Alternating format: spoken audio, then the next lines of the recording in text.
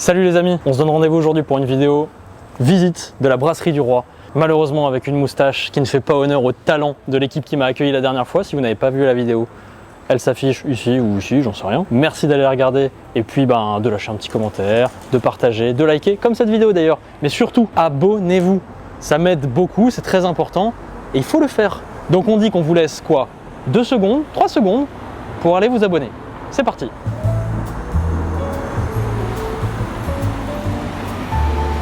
On va aller visiter la brasserie du Roi où Ronan nous attend. On a prévu de vous faire découvrir la salle dans laquelle il fait sa magie et puis de découvrir un petit peu tout l'univers autour de la bière et pourquoi pas une petite dégustation. Allez, c'est parti!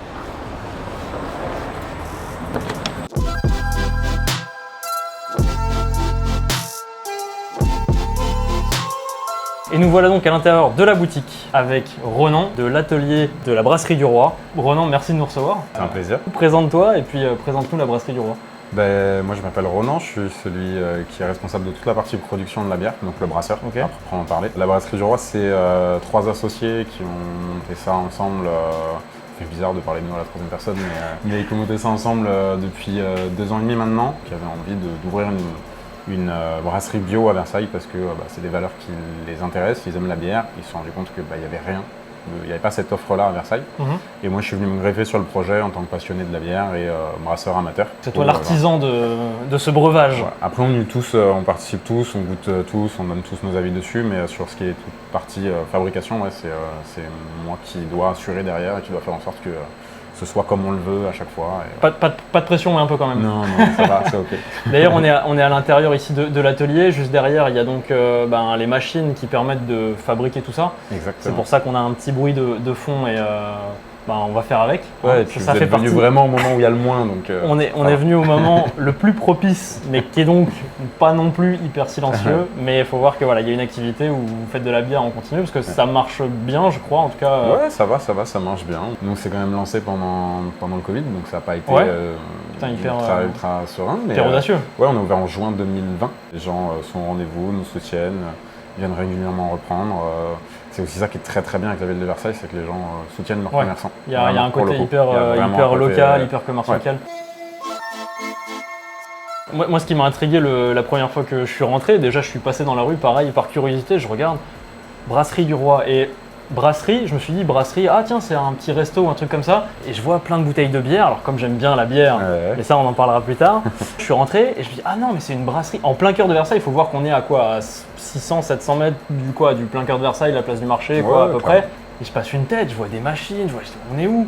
Qu'est-ce qui se passe? On aura plutôt tendance à voir ça, on imagine des énormes ateliers de plusieurs milliers de mètres carrés en province ou des choses comme ça. Vous avez choisi de le faire en plein cœur de la ville. L'idée c'est que si on dit que c'est une bière qui est produite à Versailles, il faut qu'elle soit produite à Versailles. Est-ce qu'elle est bue à la mairie de Versailles? J'en sais rien. Pas encore, peut-être pas. Je sais pas si elle est bue à la mairie de Versailles. Je sais qu'il y a j'ai vu des gens de la préfecture. Il y a quand même. Il y a le commissariat de police aussi qui passe de temps en temps. Les policiers bien sur la bière. Tout le monde. Il y a des dossiers, il y a des. Non, il n'y a pas de dossier. On fera ça hors caméra. Non, il n'y a pas de dossier. En vrai, tout le monde aime la bière et je pense que les gens qui disent qu'ils n'aiment pas la bière, c'est parce qu'ils ont une image très préconçue de ce qu'est la bière. Alors qu'en fait, dans la bière, il y a absolument tous les goûts. L'idée du brassage, en fait, c'est assez simple. Il faut comprendre le principe général. Il n'y a pas besoin de matériel particulier. Tout le matériel qu'on a, c'est pour se simplifier la vie. C'est pour compacter un petit peu le tout. Donc ça veut dire qu'on peut brasser avec une casserole, une passoire, des trucs nuls qu'on a chez nous, un seau et c'est parti. Après, il va falloir acheter certains produits, il va falloir acheter des ingrédients. Il y a plein de choses qui vont être nécessaires autour, mais en termes de matériel pur, pas besoin de grand chose. On peut tout faire avec du système D, mais tout va être plus galère.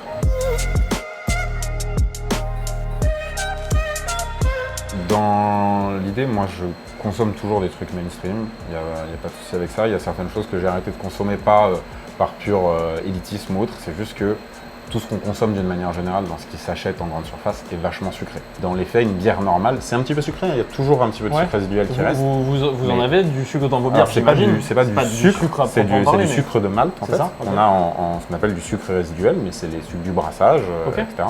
Et c'est une question d'équilibre après. Et ça veut dire que quoi, les industriels rajoutent eux du sucre? Je ne parlerai pas pour eux, mais quand on voit marqué sirop de glucose sur la bière, généralement, c'est que c'est du sucre qui est. Je ferai gaffe. Et qu'est-ce qui fait la spécificité de vos bières? Donc à la brasserie du Roi, c'est quoi la différence avec soit ce qu'on peut trouver dans le commerce, soit tout simplement de manière générale avec les bières qu'on connaît, quoi? On a deux gammes. On a notre gamme principale qui sera là toute l'année, c'est la gamme de base, où on a essayé de faire des bières plutôt dans des styles assez classiques, mais surtout en fonction de nos goûts, de ce qu'on avait envie de proposer, et d'essayer de faire des petits clins d'œil à Versailles dans le nom, dans le logo, les designs et aussi un petit peu les goûts.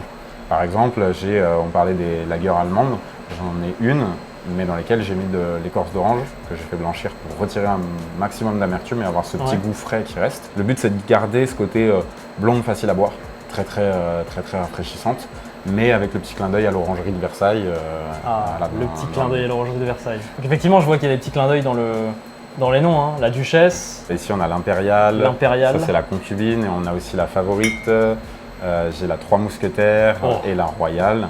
Et là, après, on a notre deuxième gamme, du coup, qui est une gamme, on va dire, qui est un petit peu plus craft. Craft, c'est l'esprit justement de créer. C'est ça, les bières un petit peu bizarres dont on parlait. Des ateliers, expérimentation, laboratoire. Je m'en fiche un petit peu, ou alors des trucs un petit peu qui vont plaire à un public plus expert, en fait, qui cherche justement des goûts un petit peu précis ou de l'originalité, qui s'en fiche de se dire bon bah je sais pas ce que ça va goûter, ça me coûte cher, peut-être que j'aimerais pas, mais au moins je vais découvrir quelque chose.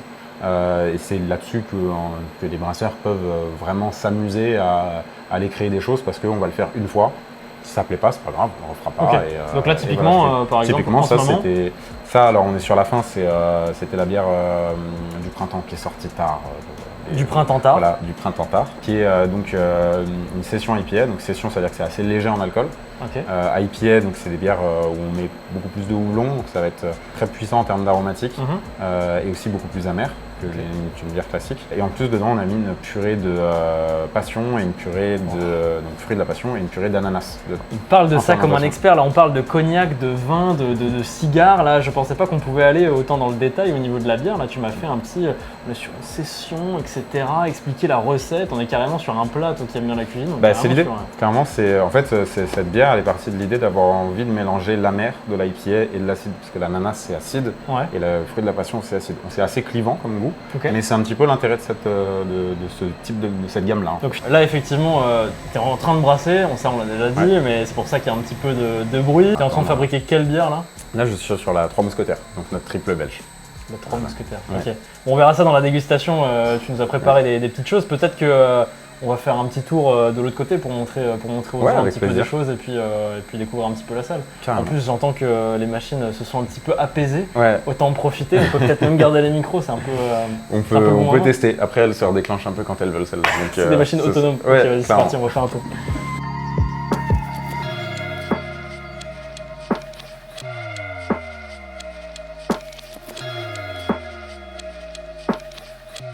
Maintenant, ça c'est la première étape, c'est ça, c'est moudre le grain. Ouais. Ok.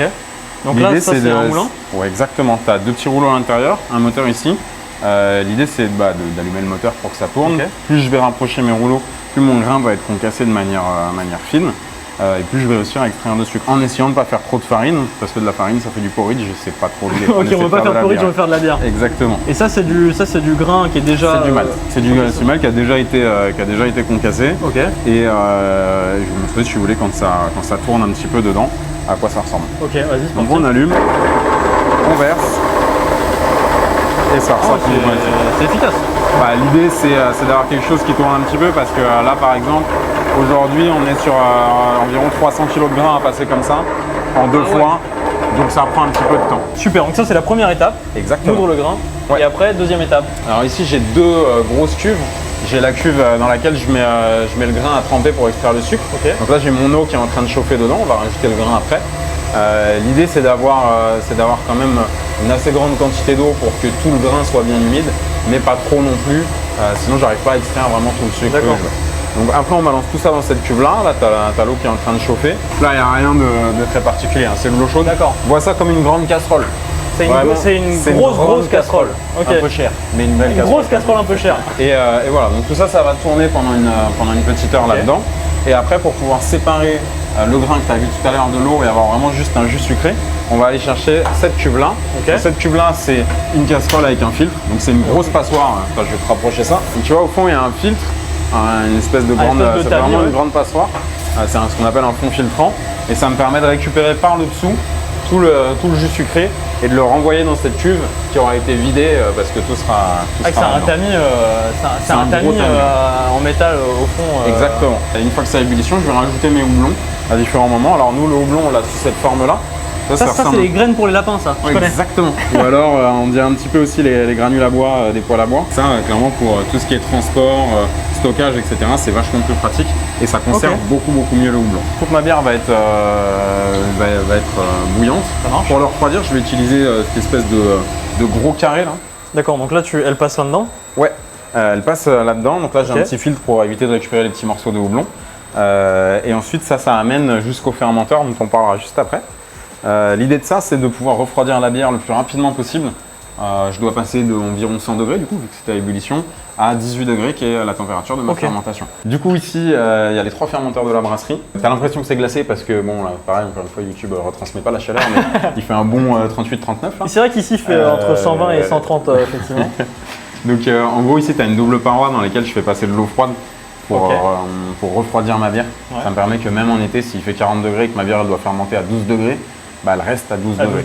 Normalement, c'est de l'eau dedans, là, c'est de la bière parce qu'elle déborde en permanence. Ok.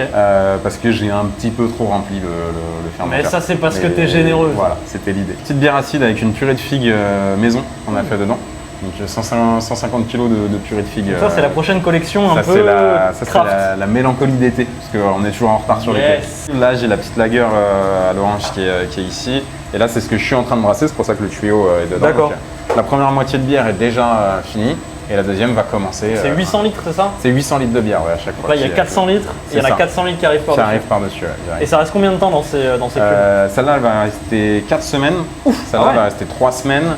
Et celle-là, elle va rester 3 semaines aussi. C'est comme le vin ou comme le cognac, on dit comme ça que ça mature ou qu'est-ce que ça... Non, comment c'est des temps de fermentation. Si Ça fermente, ok. tu veux faire maturer de la bière, c'est comme le vin, tu vas le faire en tonneau, Ouais. ça se fait. Hein, D'accord. On n'appelle pas ça des bières maturées, on appelle ça des barrel age ou des vieillis en barrique ou des. Mais le nom que tu veux, c'est ça qui est cool avec la bière, tu mets les noms en fait que tu as envie. Je sais pas pourquoi j'ai ce truc d'un américain dans sa cave en train de mettre des capsules à la main. Parce que j'en ai, hein, si tu veux, c'est avec ça qu'on embouteille les bouteilles des ateliers, c'est avec ça que tu embouteilles chez toi. C'est la manière classique, juste c'est faisable quand tu fais 40 bouteilles dans ta semaine. Mais là, quand moi, on en fait une vous en faites journée, combien 2400 à la semaine à peu près. Donc 2400, on est Sur du bouton, plus c'est sur mieux. ça, pour ça que ça. Et quand on est sur plus, on est même sur des trucs où ça s'enchaîne tout seul, c'est des chaînes automatisées. Bon, vous en êtes pas là. Non, clairement, on n'en est pas là. J'aimerais bien, parce que c'est long quand même dans l'embouteillage. J'imagine bien.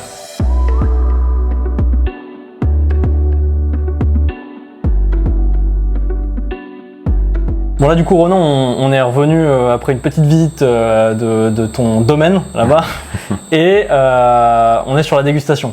Exactement.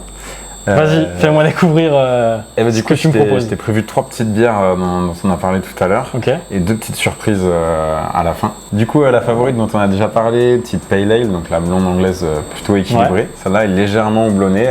Tu vois, toi qui me parlais de bière, mais bien qu'il y ait vraiment du goût et de l'aromatique, normalement tu vas être servi. Petit tire-bouchon vintage. Alors la bière, ça se déguste quoi? Comment est-ce qu'on doit mettre en bouche? Est-ce qu'on doit la bière, ça se boit. Pas se prendre la tête? Pour moi, une bière, faut la boire comme quand tu veux boire une bière avec tes amis. Tu bois une bière, ça sert à rien de prendre un petit peu, pas un petit peu. Moi, juste ce que j'aime bien faire, avant tout, c'est sentir. Ouais. Mais je le fais avec tous mes aliments d'une manière générale, parce que ça fait partie du goût en fait. Bon, du coup, je m'exécute. Fais-toi plaisir. Alors, en tout cas, l'odeur est, on est sur quelque chose d'hyper parfumé, fruité. On a ce côté un peu agrumes presque. Alors le houblon va te rappeler forcément les agrumes parce qu'il y a un petit peu de mer toujours. Là c'est un houblon néo-zélandais qui te donne des notes plutôt de fruits à noyaux, donc tout ce qui va être pêche, nectarine, abricot, etc. Tu vas avoir l'impression que c'est fruité, mais c'est que du houblon qui te donne le goût. En tout cas c'est tout doux. En tout cas c'est bon déjà. Déjà c'est bon. Dans ces beaux verres là, vous avez des super verres de la brasserie. Ils ont une vraie belle gueule. Et alors par contre la bière, c'est bon. Ouais, c'est léger en plus. C'est bon. Ça c'est très léger, ça se boit facilement. La petite bière de soif que tu as envie de partager en soirée excellent. d'été avec des amis. Avec modération, bien sûr. Toujours. Toujours avec modération. Et en partageant. Mais en tout cas, ça c'est bon. Et on passe à La 3 mousquetaires. 3 mousquetaires. ok. Triple belge, donc tu me parlais. Ça me parle, tu vois, c'est le côté moustache. Triple carmélite, tout ça, qui était tes bières de prédilection. Ma fave. Et ben on est un peu dans l'esprit. On est vraiment sur quelque chose de belge. C'est une levure belge qui est dedans. Tu vas retrouver la puissance de la Belgique. Ok. Et le côté aussi rond, doux, un petit peu agréable. Bonjour à tous nos amis belges. La puissance. Oh, rien à voir. Incroyablement rien à voir. C'est normal. Ah, c'est la levure qui fait tout le travail. Tu vas retrouver le côté rond, gourmand. Petite note épicée aussi, un peu caractéristique de ce style. Ah ouais, j'adore.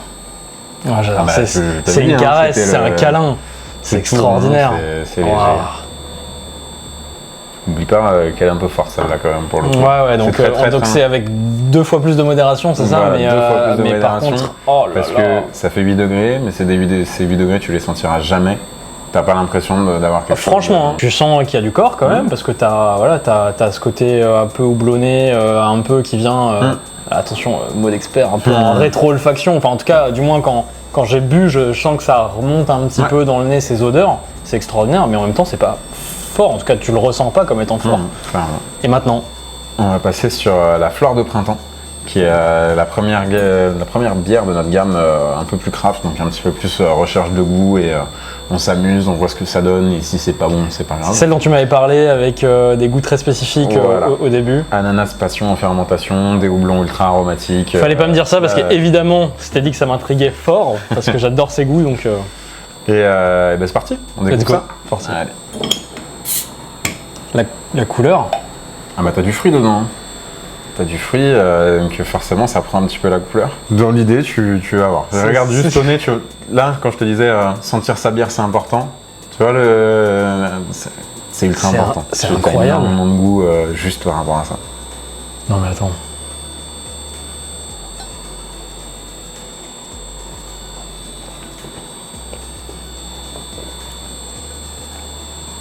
Prenez mon argent en fait. Genre Avec plaisir. c'est ça qu'il me faut. C'est incroyable. Donc tu vois, le premier truc que tu sens c'est tout de suite l'acidité du fruit. Et petit c'est- à petit, t'as le houblon qui se développe derrière, t'as un peu d'amertume et t'as un bon goût fruité qui te reste longtemps en bouche. Là on est sur de la bière de dégustation. C'est intense. C'est Ouais, vraiment c'est- intense. c'est- En tout cas de Détroit, Ouais. on a été crescendo. Ouais, bah j'ai pas fait au hasard. Pas au hasard. C'est ton métier alors du coup, c'est Un ça? petit peu, Ok, ouais. très bien. C'est intense. C'est vraiment. Mais encore une fois, on n'est pas genre dans ta gueule. C'est intense, mais tu sens que ça n'a pas besoin de s'énerver. Quoi. Je sais pas si ce que je raconte n'a aucun sens parce qu'on est à la 3e bière, Ouais. mais c'est c'est fort. Nous on la goûte, c'est plus dur quand tu la Ouais, goûtes pas, bien c'est sûr. Bon, on a viré les quelques bouteilles qu'on a dégustées qui étaient extraordinaires. Et là, on est dans l'original, c'est ça? On est dans le spécial? Ouais, 2 petites surprises. Il y a une petite bière, on va la sortir. Hop. Donc ça sort du fermenteur. C'est pour ça que c'est dans un petit pot. Alors ça ressemble à de la purée de fruits parce qu'il y a de la purée de fruits dedans. L'idée c'est d'avoir vraiment quelque chose d'acide à l'opposé des bières amères. Là, on veut pas du tout d'amertume. Et moi je rajoute du fruit pour donner le petit côté sympa et gourmand qu'on peut avoir dedans. Allez, c'est parti. Waouh! Tu sens toute l'acidité. L'odeur elle restera pareille. La petite acidité, c'est une fermentation lactique qu'on fait. Même chose que tu trouves dans le yaourt et dans les fromages. On va volontairement ajouter des bactéries lactiques dans la fermentation qui va créer de l'acide lactique et ça te donne cette acidité que tu as un petit peu. C'est de la potion magique. Tu sais, je viens de la vallée là, j'ai la scène de Astérix Obélix avec les yeux qui. Oh, il y a le. Oh, en arrière-goût. Oh, waouh! T'as la figue.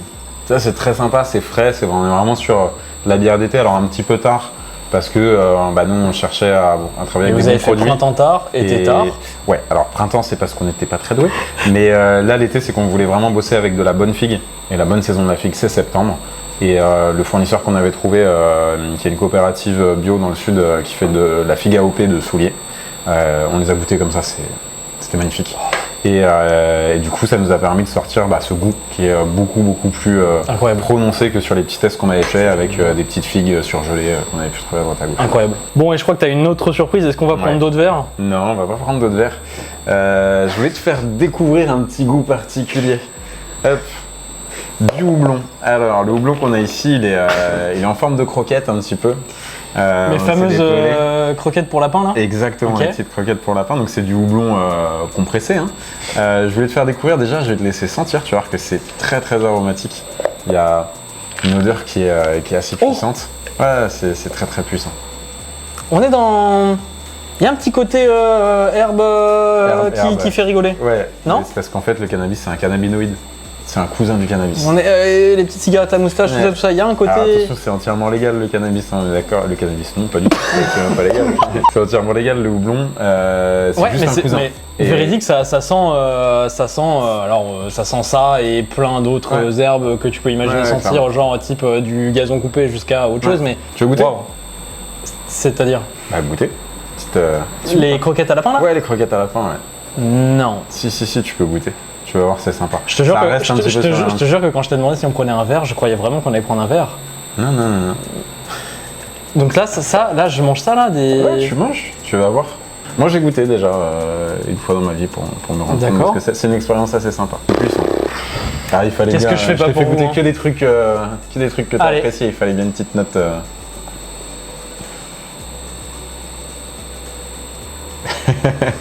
Ok. T'as découvert l'amertume à l'état pur pour le coup. Ouais, c'est... Oh la vache. Tu veux un verre d'eau peut-être? Non, c'est... Si. Si. Oh verre la d'eau. vache. Oh attends, c'est pire. Ah j'étais là, je suis au max. Pas du tout. Oh. Hop, tiens. Faut que j'avale.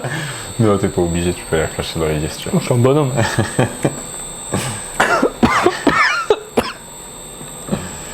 Ah ouais. Ok. Ouais, ça, je te l'ai gardé pour la fin pour que tu profites du reste quand même. Oh la vache. Mais parce qu'une fois que t'as bouffé ça, tu peux rien boire. Hein. Ça c'est fait. Un petit deuxième? C'est... Non, c'est bon, ce sera tout. Bah comme toi, une fois. Je me suis à l'équilibre. Ouais, je pense qu'on est bien. La vache. Ça sent bien meilleur que ce que ça goûte, hein.